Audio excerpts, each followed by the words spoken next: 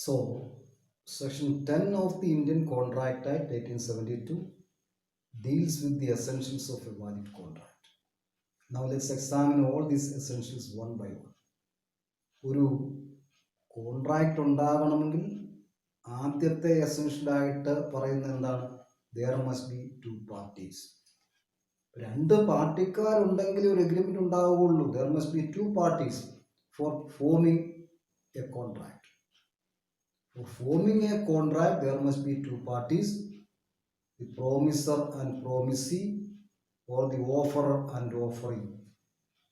ഒരാൾ പ്രോമിസ് ചെയ്യണം, അത് മറ്റൊരാൾ അക്സെപ്റ്റ് ചെയ്യണം, അല്ലെങ്കിൽ ഒരാൾ ഓഫർ കൊടുക്കണം, മറ്റൊരാൾ അക്സെപ്റ്റ് ചെയ്യണം, എങ്കിൽ മാത്രമേ ഒരു എഗ്രിമെന്റും കോൺട്രാക്റ്റും ഉണ്ടാകുന്നുള്ളൂ. ഇതാണ് ഏറ്റവും ആദ്യത്തെ ഒരു condition. There must be two parties. For forming a contract, there must be two parties, the offerer and the offeree, or the promiser and the promisee. ഇത് ആദ്യത്തെ എസെൻഷ്യലാണ്, existence of two parties. Then രണ്ടാമത്തെ കണ്ടീഷനായിട്ട് എന്താ നമ്മൾ പറയുന്നത്? രണ്ട് പാർട്ടിക്കാർ ഉണ്ടായാൽ മാത്രം പോരാ. രണ്ട് പാർട്ടിക്കാർ മുഖത്തോട് മുഖം നോക്കിയിരുന്നു കഴിഞ്ഞാൽ അവിടെ ഒരു കോൺട്രാക്ട് ഉണ്ടാകുകയില്ല. There must be an agreement. There must be an agreement between the parties. Then only a contract can be formed. Agreement ഉണ്ടാകണം. The offer must be accepted by the other party. അങ്ങനെ വരുമ്പോൾ എന്താണ്? Agreement ഉണ്ടാകുന്നു. An agreement എന്താ? An agreement involves a valid offer and its valid acceptance. രണ്ടും ഉണ്ടാകണം. ഒരു agreement ഉണ്ടാകണമെങ്കിൽ ഒരു വാലിഡ് ഓഫർ ഉണ്ടാകണം, അതുപോലെ തന്നെ ഈ വാലിഡ് ഓഫറിന്റെ ഒരു വാലിഡ് അക്സെപ്റ്റൻസും ഉണ്ടാകണം. Valid acceptance by the other party. ആർക്കാണ് ഓഫർ കൊടുക്കുന്നത്? That party should accept the offer. then only ഒരു എഗ്രിമെന്റ് ഉണ്ടാകുന്നുള്ളൂ. then only there comes an agreement. അപ്പം രണ്ടാമത്തെ കണ്ടീഷൻ എന്താ? Agreement.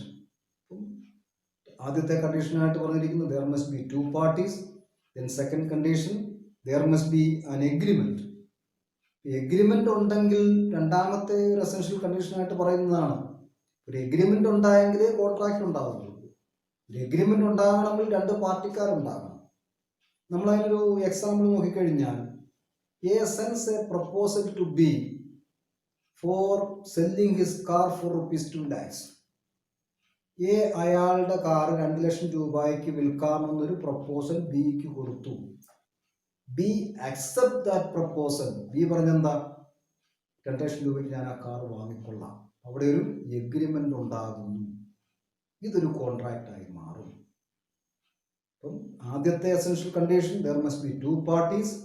The second essential condition, there must be an agreement between the parties. That means offerer and offeree, promiser and promisee. The offer must be accepted by the offeree. There must be a valid offer and valid acceptance. Then only an agreement will come into the picture. അല്ലെങ്കിൽ then only an agreement will be constituted. ആ എഗ്രിമെന്റിന് ഒരു legal obligation create ചെയ്യാൻ കഴിയുന്നുണ്ട് എങ്കിൽ that agreement becomes A contract. ഇപ്പൊ രണ്ടാമത്തെ essential കണ്ടീഷനായിട്ട് agreement ഉണ്ടാകുന്നു. രണ്ടാമത്തെ എഗ്രിമെന്റ്. ആദ്യത്തെ എന്താ? there must be two parties. ഇനി മൂന്നാമത്തെ എസെൻഷ്യൽ കണ്ടീഷനായിട്ട് നോക്കുന്നത് intention to create legal relationship. ഈ എഗ്രിമെന്റിലെ പാർട്ടിക്കാർക്ക് ഒരു ലീഗൽ റിലേഷൻഷിപ്പ് ക്രിയേറ്റ് ചെയ്യാനുള്ള ഇന്റൻഷൻ ഉണ്ടാകണം. The parties to the agreement must have an intention to create legal relationship. നിയമപരമായ ഒരു ബന്ധം ക്രിയേറ്റ് ചെയ്യാനുള്ള ഇന്റൻഷൻ ഉണ്ടാകണം, തയ്യാറുണ്ടാകണം. എങ്കിൽ മാത്രമേ ആ എഗ്രിമെന്റ് ഒരു കോൺട്രാക്റ്റ് ആയിട്ട് മാറുന്നുള്ളൂ. അങ്ങനൊരു ലീഗൽ ഓബ്ലിഗേഷൻ ക്രിയേറ്റ് ചെയ്യാനുള്ള ഇന്റൻഷൻ ഇല്ല എങ്കിൽ അതൊരു എഗ്രിമെന്റ് ആയിട്ട് നിലനിൽക്കും. That will never become a contract. That means that agreement cannot be enforced by law. അതുകൊണ്ടാണ് ഈ ഡൊമസ്റ്റിക് എഗ്രിമെന്റ്സും സോഷ്യൽ എഗ്രിമെന്റ്സും ഒക്കെ എഗ്രിമെന്റ് ആയിട്ട് തന്നെ നിലനിൽക്കുന്നത്, കോൺട്രാക്റ്റ് ആയിട്ട് മാറാതിരിക്കുന്നത്. An agreement which is enforceable by law is a contract. Then for getting enforceability, the intention of the parties must be to create a legal obligation. അത് ഓർത്തിരിക്കുക. അതുകൊണ്ടാണ് പറഞ്ഞിരിക്കുന്നത് സോഷ്യൽ നേച്ചറോ അല്ലെങ്കിൽ ഡൊമസ്റ്റിക് നേച്ചറോ വരുന്ന എഗ്രിമെൻറ്റുകളൊന്നും ഒരു ലീഗൽ ഓബ്ലിഗേഷൻ ക്രിയേറ്റ് ചെയ്യാനുള്ള intention ഇല്ലാത്തതാണ്. അതുകൊണ്ട് അതെന്താ, അത് എഗ്രിമെൻ്റ് ആയിട്ട് നിലനിൽക്കും, അതൊരിക്കലും കോൺട്രാക്റ്റ് ആകില്ല. നമുക്കെന്താ ഒരു എക്സാമ്പിൾ നോക്കിക്കഴിഞ്ഞാൽ, A offers to give B a dinner in A's residence. A offers to give a dinner in A's residence. എയുടെ വീട്ടിൽ, എയുടെ റെസിഡൻസിൽ ബിക്കൊരു ഡിന്നർ കൊടുക്കാമെന്ന് എ ഒരു ഓഫർ കൊടുക്കുന്നു. ബി ഓഫർ അക്സെപ്റ്റ് ചെയ്തു, ഡേറ്റും ടൈമും ഒക്കെ ഫിക്സ് ചെയ്തു. ഇനി ആ പർട്ടിക്കുലർ ഡേയിൽ ബി എയുടെ വീട്ടിൽ ചെന്ന് കഴിഞ്ഞപ്പോൾ എന്താ, A close the house and went away. വീട് പൂട്ടി എ സ്ഥലം വിട്ടു. ബിക്ക് അവിടെ എയുടെ പേരിൽ നിയമപരമായിട്ട് ഒരു നടപടിയും എടുക്കാൻ പറ്റില്ല. കാരണം ഈ എ ഓഫർ കൊടുത്തതും ബി അക്സെപ്റ്റ് ചെയ്തതും ഒരു ലീഗൽ ഓബ്ലിഗേഷൻ ക്രിയേറ്റ് ചെയ്യാനുള്ള ഒരു ഇൻറ്റൻഷനോട് കൂടിയല്ല. ഇത് വെറും ഒരു സോഷ്യൽ നേച്ചറിലുള്ള ഒരു എഗ്രിമെൻ്റ് ആണ്. അപ്പം അതിന് എൻഫോഴ്സബിലിറ്റി ഉണ്ടാകില്ല. അപ്പം ഒരു എഗ്രിമെൻ്റ് കോൺട്രാക്റ്റ് ആകണമെങ്കിൽ the parties to the agreement must have an intention to create legal obligation.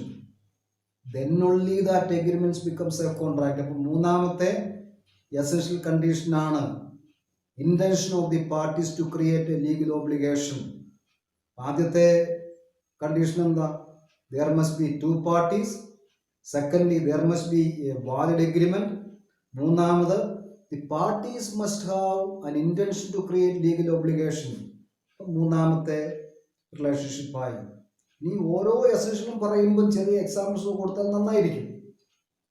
Then നാലാമത് പറയുന്നത് എന്താ, lawful consideration.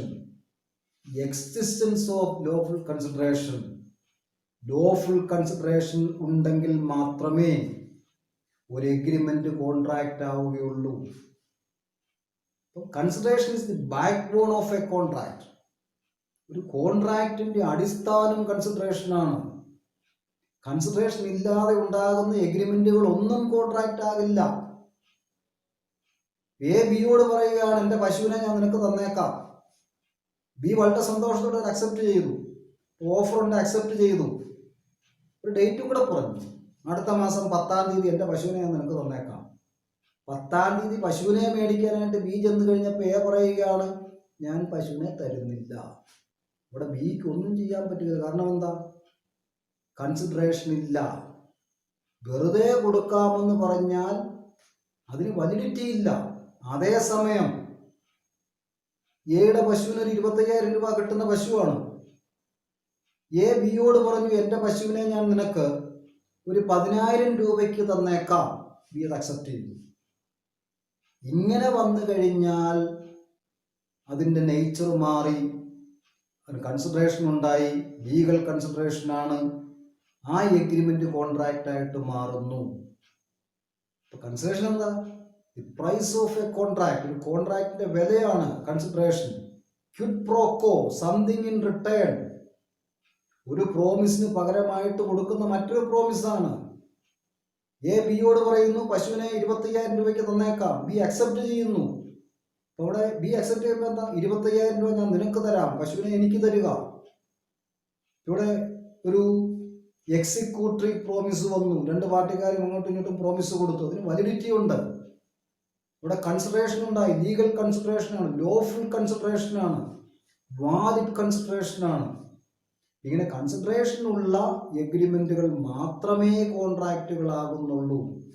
So consideration is the backbone of a contract.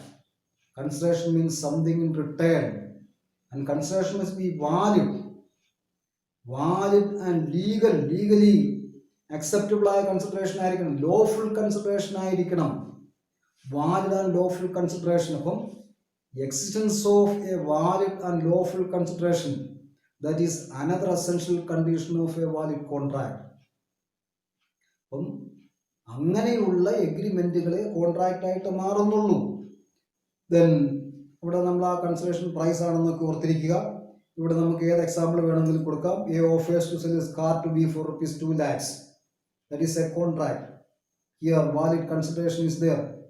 എന്താ, എക്ക് കിട്ടുന്ന കൺസിഡറേഷൻ 2 ലക്ഷം രൂപയാണ്.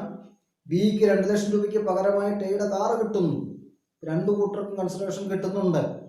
കാറിന് നിയമവിരുദ്ധമായിട്ടൊന്നുമില്ല. 2 ലക്ഷം രൂപ കൊടുക്കാമെന്ന് പറയുന്നതിൻ്റെ അകത്തും പ്രശ്നമൊന്നുമില്ല. അപ്പം ലോഫുൾ കൺസിഡറേഷനാണ്. ആ എഗ്രിമെന്റ് ഒരു കോൺട്രാക്റ്റ് ആയിട്ട് മാറും. ഇതിലേതെങ്കിലും പാർട്ടിക്കാർ പ്രോമിസ് ഫുൾഫിൽ ചെയ്യുന്നില്ല എങ്കിൽ നിയമസഹായത്തോടെ അത് നടത്തിയെടുക്കാൻ സാധിക്കും. The existence of a valid and lawful consideration is another essential condition of a valid contract. ഈ ഓരോ എസൻഷ്യൽ കണ്ടീഷനും പറയുമ്പോൾ if you can give simple examples that will be good. That enhances the chance of getting more marks. അപ്പം അതും കൂടെ ഓർത്തിരിക്കുക. ഓരോ എസൻഷ്യലും പറയുമ്പോൾ അതിൻ്റെ ചെറിയൊരു എക്സാമ്പിളും കൂടെ കൊടുക്കുക. ദെൻ പല എക്സാമ്പിൾ ഉണ്ട്. ഇനി കൺസിഡറേഷൻ നമുക്കെന്താ പറയുന്നത്? Consideration need not be in cash. Consideration പണമായിട്ട് തന്നെ വേണമെന്നില്ല. ഇനി consideration need not be in kind. Kind ആകണമെന്നില്ല. Consideration can be another promise. മറ്റൊരു പ്രോമിസായി മാറാം. ഒരു പ്രോമിസിന് പകരമായിട്ട് മറ്റൊരു പ്രോമിസ് കൊടുത്തു കഴിഞ്ഞാൽ that promise can constitute a valid consideration. അത് ഓർത്തിരിക്കുക. Consideration need not be in cash or in kind. ഇനി കൺസിഡറേഷനുമായിട്ട് പറഞ്ഞ മറ്റൊരു പ്രധാനപ്പെട്ട പോയിന്റ് ഉണ്ട്. Consideration need not be adequate. Adequate ആകണമെന്നില്ല. ഇപ്പോൾ ഒരു കാറിന് ജനറലി ആരും ഒന്ന് നോക്കിയാലും ഒരു 5 ലക്ഷം രൂപ കിട്ടും. എയുടെ കാറിന് 5 ലക്ഷം രൂപ കിട്ടാനുള്ള എല്ലാ ഒരു ക്രൈറ്റീരിയയും ഉണ്ട്, അല്ലെങ്കിൽ എല്ലാ ക്വാളിറ്റിയും ഉണ്ട്. പക്ഷേ അയാളുടെ കാർ 2 ലക്ഷം രൂപയ്ക്ക് ബിക്ക് കൊടുക്കാമെന്ന് പറഞ്ഞൊരു എഗ്രിമെന്റിൽ ഏർപ്പെട്ട് കഴിഞ്ഞാൽ ആ എഗ്രിമെന്റിന് വാലിഡിറ്റി ഉണ്ട്. Consideration must be there. It need not be adequate. Adequacy of consideration is decided by the parties of the contract. Consideration adequate ആണോ അല്ലയോ എന്ന് തീരുമാനിക്കുന്ന കോൺട്രാക്റ്റിലെ പാർട്ടിക്കാരാണ്. പക്ഷേ consideration must be there. It need not be adequate. അതും പ്രധാനപ്പെട്ട പോയിന്റാണ്, ഓർത്തിരിക്കുക. അതുപോലെ തന്നെ കൺസിഡറേഷൻ അത് it can be past, present or future. കഴിഞ്ഞ കാലത്തെ എന്തെങ്കിലും സംഭവമാകാം. ഒരു consideration can be past. Consideration can be അതുപോലെ പാസ്റ്റ്, പ്രസന്റ് ഓർ ഫ്യൂച്ചർ. പക്ഷെ ഇത് റിയലും ലോഫുളുമായിരിക്കണം. Consideration must be real and lawful. നിയമവിധേയമായിരിക്കണം. അൺലോഫുൾ ആകാൻ പാടില്ല. പ്രൊഹിബിഷൻ നിലവിലുള്ള ഒരു സ്ഥലത്ത് ലിക്വർ വിൽക്കാമെന്നുള്ള ഒരു എഗ്രിമെന്റ് വന്നു കഴിഞ്ഞാൽ അവിടെ കൺസിഡറേഷൻ എന്താണ്? അത് അൺലോഫുൾ ആയിട്ട് മാറുന്നു. ഇനി അല്ല എങ്കിൽ 25,000 രൂപ A offers to B ₹25,000 for breaking legs of C. സിയുടെ കാല് തല്ലി ഓടിക്കാൻ എ ബിയോട് പറഞ്ഞു, നിനക്ക് ഞാൻ 25,000 രൂപ തരാം.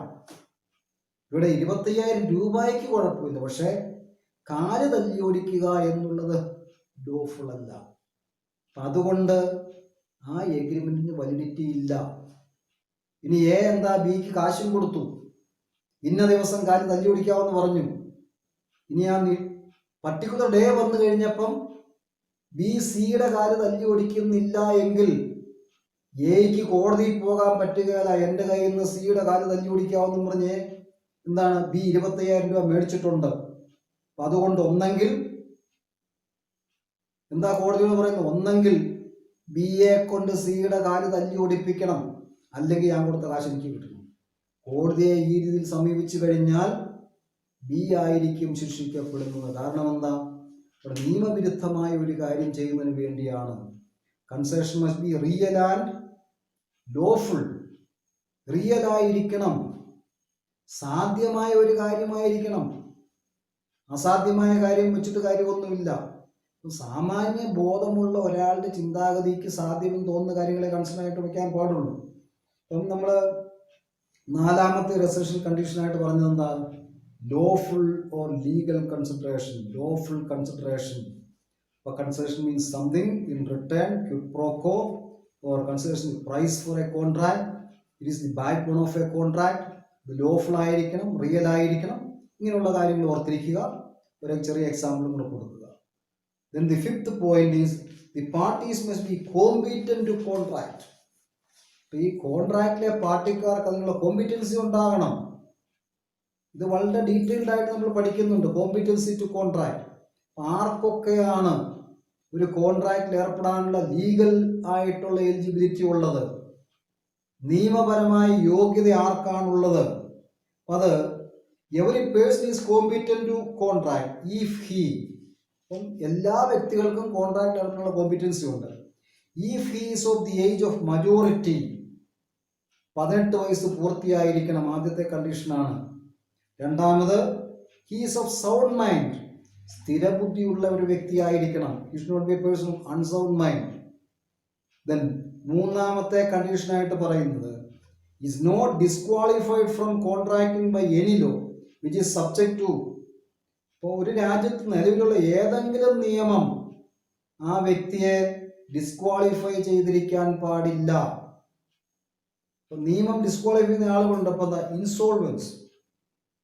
ഇൻസോൾവെന്റ് ആയിരിക്കുന്ന വ്യക്തികൾക്ക് ഒരു കോൺട്രാക്ട് ഏർപ്പെടാനുള്ള കോമ്പിറ്റൻസി ഇല്ല. അത് നിയമം ഡിക്ലെയർ ചെയ്യുന്നു. ഈ വ്യക്തി ഇൻസോൾവെന്റ് ആണ്. Insolvents are not competent to enter into a contract. Minors are not competent to enter into a contract. Persons of unsound mind not competent to enter into a contract. ഇതെന്താ? Persons must be competent to enter into a contract. ഒരു കോൺട്രാക്റ്റിൽ ഏർപ്പെടാനുള്ള competency ഉണ്ടാകണം. ആർക്കൊക്കെയാണ് competency എന്ന് പറഞ്ഞിട്ടുണ്ട്? Competency എന്താ? He must have attained the age of majority. Indian majority act പ്രകാരം 18 വയസ്സ് പൂർത്തിയാക്കിയിരിക്കണം. അയാൾക്ക് എന്താ? സൗണ്ട് മൈൻഡ് ആയിരിക്കണം. ഇനി ഒരു രാജ്യത്തിലുള്ള ഒരു നിയമവും ഇയാളെ ഡിക്ലെയർ ചെയ്യാൻ പാടില്ല. He is not eligible to enter into a contract. ഇങ്ങനെയുള്ള 3 കണ്ടീഷൻ ഫുൾഫിൽ ചെയ്ത് കഴിഞ്ഞാൽ ആ വ്യക്തിക്ക് കോമ്പിറ്റൻസി ഉണ്ടാകുന്നു. അതാണ് competency to enter into a contract. The parties to a contract must be competent to enter into a contract. കോൺട്രാക്റ്റിൽ ഏർപ്പെടാനുള്ള competency ഉള്ള ആളുകൾക്കിടയിൽ ഏർപ്പെടുന്ന കോൺട്രാക്റ്റുകൾക്ക് വാലിഡിറ്റി ഉണ്ടാകുന്നുള്ളൂ. എങ്കിൽ മാത്രമേ ഒരു വാലിഡ് കോൺട്രാക്റ്റ് ആയിട്ട് മാറുകയുള്ളൂ. ദെൻ ഇതിൻ്റെ അതൊരു എക്സാമ്പിൾ വേണേൽ പറയാം. അപ്പം എ മൈനർ, ഒരു മൈനർ, എക്ക് 18 വയസ്സായിട്ടില്ല. ഒരു 10,000 രൂപ ബിയിൽ നിന്ന് വാങ്ങുന്നു, കടം വാങ്ങുന്നു. 2 മാസം കഴിയുമ്പോൾ തിരിച്ചു കൊടുക്കാമെന്നും പറഞ്ഞ് ബിയിൽ നിന്നും 10,000 രൂപ കടം വാങ്ങുന്നു.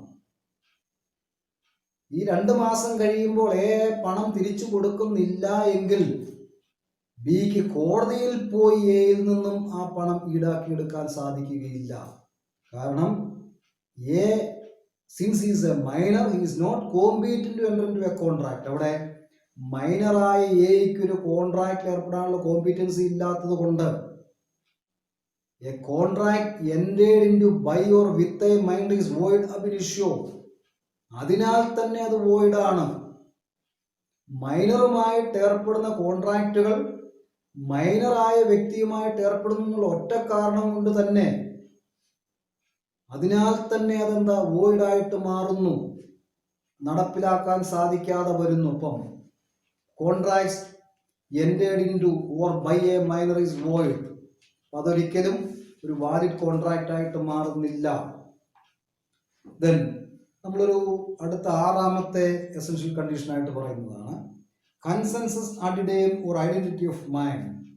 കൺസെൻസസ് അഡിഡേം, മനസ്സുകളുടെ ഐക്യം അല്ലെങ്കിൽ മനപ്പൊരുത്തം. ഒരു മാര്യേജ് കോൺട്രാക്ട് എടുക്കുക, മനപ്പൊരുത്തം വേണം, മനസ്സുകളുടെ ഐക്യം വേണം. 2 പാർട്ടിക്കാരും, identity of mind means both the parties to a contract think about the subject matter of the contract in the same manner and way. ആ കോൺട്രാക്റ്റിന്റെ ഓബ്ജക്റ്റിനെ കുറിച്ച്, ലക്ഷ്യത്തെ കുറിച്ച് കോൺട്രാക്റ്റിലെ 2 പാർട്ടിക്കാരും ഒരേ രീതിയിൽ ചിന്തിക്കുമ്പോഴാണ് കൺസെൻസസ് അഡിഡേം, ഐഡന്റിറ്റി ഓഫ് മൈൻഡ്. കോൺട്രാക്റ്റിലെ 2 പാർട്ടിക്കാരും ഒരേ കാര്യത്തെക്കുറിച്ച് ഒരേ രീതിയിൽ ചിന്തിക്കുമ്പോൾ മാത്രമേ ഒരു കൺസെൻസസ് അഡിഡേം ഉണ്ടാകുന്നുള്ളൂ, ഐഡന്റിറ്റി ഓഫ് മൈൻഡ് ഉണ്ടാകുന്നുള്ളൂ. ഇപ്പോൾ കോൺട്രാക്റ്റിലെ പാർട്ടിക്കാർക്ക് ഐഡന്റിറ്റി ഓഫ് മൈൻഡ് ഉണ്ടെങ്കിൽ മാത്രമേ അതൊരു വാലിഡ് കോൺട്രാക്റ്റ് ആയിട്ട് മാറുകയുള്ളൂ. ഈ പ്രധാനമായിട്ടും കൺസെൻസസ് അഡിഡേം പറയുന്നത് എന്താ? The parties to a contract must agree upon the same thing in the same sense. Same thing in the same sense. ഇപ്പോൾ കോൺട്രാക്റ്റിലെ പാർട്ടിക്കാർ ഒരേ കാര്യത്തെക്കുറിച്ച് ഒരേ രീതിയിൽ ചിന്തിക്കുമ്പോഴാണ് ഐഡന്റിറ്റി ഓഫ് മൈൻഡ് ഉണ്ടാകുന്നത്. അങ്ങനെ ഒരു കൺസെൻസസ് അഡിഡേം ഉണ്ടെങ്കിൽ മാത്രമേ ആ കോൺട്രാക്ട് ഒരു വാലിഡ് കോൺട്രാക്റ്റ് ആയിട്ട് മാറുന്നുള്ളൂ. അപ്പം അതിലെന്താ, the parties must think about the subject matter of the contract the same manner and same way. Subject matter of the contract, കോൺട്രാക്റ്റിലെ സബ്ജക്ട് മാറ്ററിനെ കുറിച്ച് കോൺട്രാക്റ്റിലെ പാർട്ടിക്കാർ ഒരേ രീതിയിൽ ചിന്തിക്കുമ്പോൾ മാത്രമേ കൺസെൻസസ് അഡ്ഡ് എന്നുള്ള ആ ഒരു എസൻഷ്യൽ കണ്ടീഷൻ ഫുൾഫിൽ ആകുന്നുള്ളൂ. Then the next essential is, അപ്പോൾ അതിന് നമുക്ക് എന്താ ഒരു എസൻഷ്യൽ കൺസെൻസസ് അഡ്ഡിന് ഒരു എക്സാമ്പിൾ പറയുകയാണെങ്കിൽ, എ ഹാസ് 2 houses. നമ്മൾ ഈ ഓരോ പോയിന്റും ചെറിയൊരു എക്സാമ്പിൾ കൂടെ പറഞ്ഞാൽ അതിന് കൂടുതൽ ക്ലാരിറ്റി കിട്ടുകയുള്ളൂ. എയ്ക്ക് 2 വീടുണ്ട്. A has 2 houses, one at Cochin and one at Quilon. 2 വീടുകളിൽ ഒന്ന് കൊച്ചിയിലും ഒന്ന് കൊല്ലത്തുമാണ്. Then A offers to sell one of his houses to B. A ബിയോട് പറഞ്ഞു, എൻ്റെ ഒരു വീട് ഞാൻ നിനക്ക് 10 ലക്ഷം രൂപയ്ക്ക് തന്നേക്കാം. ഈ ഓഫർ കൊടുക്കുമ്പോൾ എയുടെ മനസ്സിലുണ്ടായിരുന്ന എന്താ, കൊച്ചിയിലെ വീട് വിൽക്കുക എന്നുള്ളതാണ്. ബി അത് അക്സെപ്റ്റ് ചെയ്തപ്പോൾ ബിയുടെ മനസ്സിലുണ്ടായിരുന്നത് കൊല്ലത്തെ വീട് വാങ്ങുക എന്നുള്ളതാണ്. ഇവിടെ എന്തായി, 2 സബ്ജക്ട് മാറ്റർ മാറിപ്പോയി. എയുടെ മനസ്സിൽ കൊച്ചിയിലെ വീടും ബിയുടെ മനസ്സിൽ കൊല്ലത്തെ വീടുമാണ്. ഇവിടെ എന്താ, so this agreement lacks consensus ad. അതുകൊണ്ട് ഇത് ഒരു എഗ്രിമെന്റ് ആയിട്ട് നിലനിൽക്കും, ഒരു വാലിഡ് കോൺട്രാക്ട് ആകില്ല. When both the parties to an agreement think about the subject matter of the agreement in the same manner and way, that means consensus added. അപ്പോൾ consensus അഡ്ഡ് വന്നു കഴിഞ്ഞാൽ മാത്രമേ, ഐഡന്റിറ്റി ഓഫ് മൈൻഡ് വന്നാൽ മാത്രമേ ഒരു agreement contract ആയിട്ട് മാറുന്നുള്ളൂ. അവിടെ നമ്മൾ ഈ കൺസെൻസസ് അഡ്ഡ് തീരുമാനിക്കുമ്പോൾ എന്താണ്, അതിൻ്റെ ആ കോൺട്രാക്റ്റിന്റെ വേർഡിംഗ് ആണ് കൂടുതൽ ക്ലിയർ ആയിട്ട് ശ്രദ്ധിക്കേണ്ടത്. If A offers to sell his house at house at Cochin to B for ₹50 lakhs and B accept that, വളരെ ക്ലിയർ ആണ്. എ പറയുന്നത് എൻ്റെ കൊച്ചിയിലെ വീട് ഞാൻ നിനക്ക് 50 ലക്ഷം രൂപയ്ക്ക് തന്നേക്കാം, ബിയോട് പറഞ്ഞു. ബി അത് അക്സെപ്റ്റ് ചെയ്ത് കഴിഞ്ഞാൽ എന്താ, വളരെ ക്ലിയർ ആയിട്ടുള്ളൊരു ഓഫറാണ്. അത് അക്സെപ്റ്റ് ചെയ്ത് കഴിഞ്ഞാൽ അവിടെ ഒരു വിധത്തിലുള്ള തർക്കത്തിനും കാര്യമില്ല. അപ്പോൾ അവിടെ കൺസെൻസസ് അഡ്ഡ് ഉണ്ടായി. വേർഡിങ്, എഗ്രിമെന്റിലെ വേർഡിങ്സ് വളരെ ക്ലിയർ ആയിരിക്കണം. Then the 7th point is there must be free consent of the parties. ഈ കോൺട്രാക്റ്റിലെ പാർട്ടിക്കാരുടെ സമ്മതം ഫ്രീ ആയിരിക്കണം. Free consent of the parties. Consent ഉണ്ടാകുന്ന എപ്പോഴാണ്, if the consent is not obtained by, the consent is said to be free if it is not obtained by coercion, undue influence, fraud, mistake etcetera. സമ്മതം കരസ്ഥമാക്കിയിരിക്കുന്നത് ആരെയെങ്കിലും ഭീഷണിപ്പെടുത്തിയോ, ആരെയെങ്കിലും കബളിപ്പിച്ചോ, ആരുടെ മേലെങ്കിലും ഒരു undue influence ചെലുത്തിയോ, അല്ലെങ്കിൽ ആരെയെങ്കിലും തെറ്റിദ്ധരിപ്പിച്ചോ അല്ല എങ്കിൽ, if it is not obtained by coercion, undue influence, fraud, mistake, etc., the consent is said to be free. ഇനി ഇങ്ങനെ ഏതെങ്കിലും രീതിയിലാണ് സമ്മതം വാങ്ങിയിരിക്കുന്നതെങ്കിൽ, that agreement is always remain as an agreement, but that is not a valid contract. ഇനി ഇവിടെ consent free അല്ല എങ്കിൽ, lack of free consents make a contract voidable. Free consent അല്ല എങ്കിൽ ആ കോൺട്രാക്ട് വോയിഡബിൾ ആണ്, അത് വോയിഡ് അല്ല. Such contracts are not void ab initio. ഇത് ഫോം ചെയ്യുമ്പോൾ അത് വോയിഡ് അല്ല, വാലിഡ് ആണ്. Until the person who is eligible to make that void, ആർക്കാണോ അത് വോയിഡ് ആക്കാനുള്ള റൈറ്റ് ഉള്ളത്, അയാൾ അത് വോയിഡ് ആക്കുന്നത് വരെ that contract will be valid. Voidable contract എന്താ? Voidable contract is a contract which can be made valid or void by one of the parties to the contract, not by the other or others. ആ കോൺട്രാക്റ്റിലെ ഒരു പാർട്ടിക്ക് അത് വാലിഡോ വോയിഡോ ആക്കാം. Generally whose consent is not free, ആരുടെ consent ആണോ free അല്ലാത്തത് അയാൾക്ക് വേണമെങ്കിൽ അത് വാലിഡോ വോയിഡോ ആക്കാം. അയാൾ ഇത് റിസൾട്ട് ചെയ്തു, അത് വോയിഡ് ആണെന്ന് പറഞ്ഞു കഴിഞ്ഞാൽ വോയിഡ് ആണ്. അയാളുടെ നിശബ്ദത പാലിച്ചു, വാലിഡ് ആണെന്ന് പറഞ്ഞാൽ അത് വാലിഡ് ആയിട്ട് മാറുന്നു. ദെൻ അടുത്തതായിട്ട് വന്നിരിക്കുന്നത്, നമുക്ക് അതിൻ്റെ എക്സാമ്പിൾ നോക്കി കഴിഞ്ഞാൽ എന്താ, A threatens to kill B if he does not lend ₹10,000 to C. A threaten ചെയ്താണ് കൺസെന്റ് വാങ്ങുന്നത്. എന്താ പറയുന്നത്, എ ബിയോട് പറഞ്ഞു നീ 10,000 രൂപ സിക്ക് കടം കൊടുക്കുന്നില്ലെങ്കിൽ, അല്ലെങ്കിൽ നീ 10,000 രൂപ സിക്ക് കൊടുക്കുന്നില്ലെങ്കിൽ നിന്നെ ഞാൻ കൊല്ലും. അവിടെ എന്താ, കൺസെന്റ് വാങ്ങിയിരിക്കുന്നത് ഭീഷണിപ്പെടുത്തിയാണ്, കോയേഷനിലൂടെയാണ്. അത് കൺസെന്റ് ഫ്രീ അല്ല, അതൊരു വോയിഡബിൾ കോൺട്രാക്റ്റ് ആയിരിക്കും, വാലിഡ് കോൺട്രാക്റ്റ് ആകില്ല. ദെൻ ലോഫുൾ ഓബ്ജക്റ്റ്, ഇതിൻ്റെ ഓബ്ജക്റ്റ് പർപ്പസ് നിയമവിധേയമായിരിക്കണം. അൺലോഫുൾ ആണെങ്കിൽ അതെന്തായിരിക്കണം, അൺലോഫുൾ വന്നു കഴിഞ്ഞാൽ ആ എഗ്രിമെന്റ് ഒരിക്കലും വാലിഡ് കോൺട്രാക്റ്റ് ആകില്ല. The object of the contract must B lawful. Lawful object ആണെങ്കിൽ അങ്ങനെയുള്ള കോൺട്രാക്റ്റുകളെ ഒരു വാലിഡ് കോൺട്രാക്റ്റ് ആയിട്ട് മാറുന്നുള്ളൂ. അപ്പം അതിൻ്റെ അകത്ത് നമ്മൾ പറഞ്ഞിരിക്കുന്ന ലോഫുൾ ഉണ്ടായി എ പ്രോമിസ് ടു, അല്ലെങ്കിൽ a promise to give ₹10,000 to B if we kill C, അവിടെ ലോഫുൾ അല്ല. അല്ലെങ്കിൽ അതിൻ്റെ ആ ഓബ്ജക്റ്റ്, കോൺട്രാക്റ്റിൻ്റെ ഓബ്ജക്റ്റ് ലോഫുൾ അല്ല. ഇനി അതല്ല എങ്കിൽ എന്താ, ലിക്കർ വിൽക്കാനുള്ള എഗ്രിമെന്റ് വിതൗട്ട് ലൈസൻസ്, ലൈസൻസ് ഇല്ലാതെ ലിക്കർ വിൽക്കാവുന്ന എഗ്രിമെന്റ് എത്തിക്കഴിഞ്ഞാൽ അവിടെയും ലോഫുൾ അല്ല, അതൊരു വാലിഡ് കോൺട്രാക്റ്റ് ആയിട്ട് മാറില്ല. Then the agreement must B certain. അപ്പം അതിൻ്റെ എന്താ, the terms and conditions of the agreement must B certain. ആ എഗ്രിമെന്റിന്റെ ടേംസും കണ്ടീഷൻസും ക്ലിയറും സർട്ടണുമായിരിക്കണം. ഇറ്റ് ഷുഡ് നോട്ട് ബി അവ്യക്തമായ ടേംസും കണ്ടീഷനും വന്നു കഴിഞ്ഞാൽ ആ എഗ്രിമെന്റ് എന്താണ്, അത് വോയിഡ് എഗ്രിമെന്റ് ആയിരിക്കും. If the terms and conditions of the agreement is void, that agreement will be void agreement. അത് valid agreement ആകില്ല. Then the performance must not be, നമ്മൾ ആ ഒരു വോയിഡിന്റെ the agreement must be certain പറയുമ്പോൾ എന്താ, ഒരു example പറയുകയാണെങ്കിൽ, A offers to sell 1,000 kg of oil to B for ₹1 lakh. ഇവിടെ എന്താ, A offers to sell 1,000 kg of oil to be for ₹1 lakh. ഇവിടെ ഓയിലിനെ പറയുന്നുള്ളൂ, എന്ത് ഓയിലാണെന്ന് പറയുന്നില്ല. അവിടെ എന്തായിട്ട് മാറി, ആ എഗ്രിമെന്റിന്റെ ടേംസ് വേഗാണ്, ക്ലിയർ അല്ല, അതിന് വാലിഡിറ്റി ഉണ്ടാകില്ല. ആ എഗ്രിമെന്റ് എന്താണ്, അത് വോയിഡ് ആയിട്ട് മാറും. Then next point is the performance must not be impossible. നമ്മൾ ആ എഗ്രിമെന്റിന്റെ പെർഫോമൻസ് ഇമ്പോസിബിൾ ആണെങ്കിൽ that becomes a void contract. അതൊരു void ആണ്. If the performance of the promise is impossible, the terms of the agreement is such that the performance is impossible. അവിടെ എന്താ, performance അസാധ്യമാണ് എങ്കിൽ അത് എന്തായിട്ട് മാറും, void ആയിട്ട് മാറും. അവിടെ ഒരു എക്സാമ്പിൾ നോക്കിക്കഴിഞ്ഞാൽ, A agrees to pay ₹1 lakh to B if he brings stars from heaven to earth. കുറെ, അല്ലെങ്കിൽ if he brings moon from sky to earth.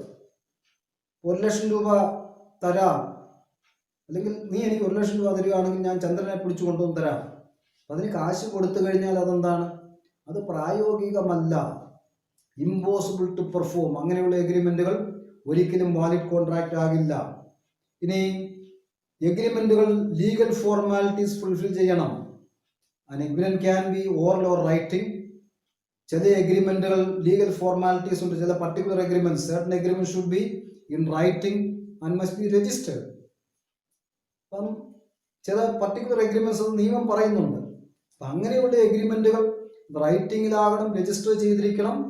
And that agreement must be written stamp paper. ഇത്ര രൂപ വിലയുള്ള മുദ്രപത്രങ്ങളിൽ എഴുതണം. മുദ്രപത്രത്തിൽ എഴുതിയാൽ മാത്രം പോരാ, അത് രജിസ്റ്റർ ചെയ്തിരിക്കണം. അപ്പം അങ്ങനെയുള്ള എഗ്രിമെന്റുകൾ മുദ്രപത്രത്തിലല്ല എഴുതിയിരിക്കുന്നത്, രജിസ്റ്റർ ചെയ്തിട്ടില്ല, അല്ലെങ്കിൽ സ്റ്റാമ്പിന്റെ വാല്യൂ കുറവാണ് എങ്കിൽ അതൊരു എൻഫോഴ്സിബിൾ കോൺട്രാക്റ്റ് ആയിട്ട് മാറില്ല. എന്താണ്, fulfilment of legal formalities. Then agreement not expressly declared void. ഇനി എക്സ്പ്രസ് ആയിട്ട് തന്നെ നിയമം ഡിക്ലെയർ ചെയ്തിട്ടുണ്ട്, ഈ എഗ്രിമെന്റുകൾ വോയിഡ് ആണ്. So certain agreements are expressly declared by the law as void. എന്തൊക്കെയാണ് നമുക്കൊന്ന് നോക്കാം.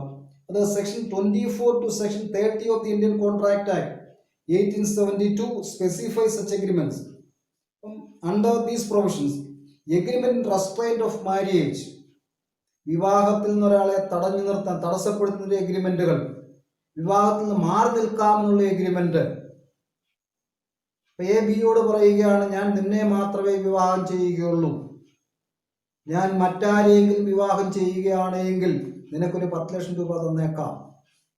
ഈ ഒരു പ്രോമിസ് കൊടുത്തു. ബി അത് അംഗീകരിച്ചു, സന്തോഷത്തോടെ വീട്ടിൽ പോയി. കുറച്ച് കഴിഞ്ഞപ്പോൾ എന്താ, എ മറ്റൊരാളെ വിവാഹം കഴിക്കുന്നു. ബിക്ക് കോടതിയിൽ പോയി നഷ്ടപരിഹാരം മേടിക്കാൻ പറ്റുകയില്ല. കാരണം that agreement is an agreement restraint of marriage. അത് വോയിഡാണ്, expressly declared void by the prevailing law. അതുപോലെ തന്നെ agreement restraint of trade and agreement by of wager and have been expressly declared void. എന്തെങ്കിലുമൊക്കെ ബെറ്റും വേജറും ഒക്കെ വന്നു കഴിഞ്ഞാൽ അതും നിയമം ഡിക്ലെയർ ചെയ്തിട്ടുണ്ട്, വോയിഡാണ്. And hence cannot be enforced before the court of law. ഇങ്ങനെയുള്ള എഗ്രിമെന്റുകളൊന്നും കോടതി സമക്ഷം എൻഫോഴ്സ് ചെയ്യാൻ സാധിക്കുകയില്ല. ഈ പറഞ്ഞിരിക്കുന്നൊരു എക്സാമ്പിൾ, നമുക്ക് മാരേജിന്റെ ഒരു എക്സാമ്പിൾ കോട്ട് ചെയ്യാം.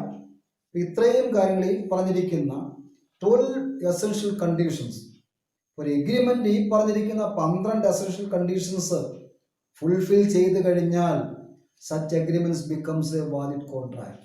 So only those agreements that fulfill all the essentials of a valid contract given in section 10 of the Indian Contract Act 1872 becomes a valid contract.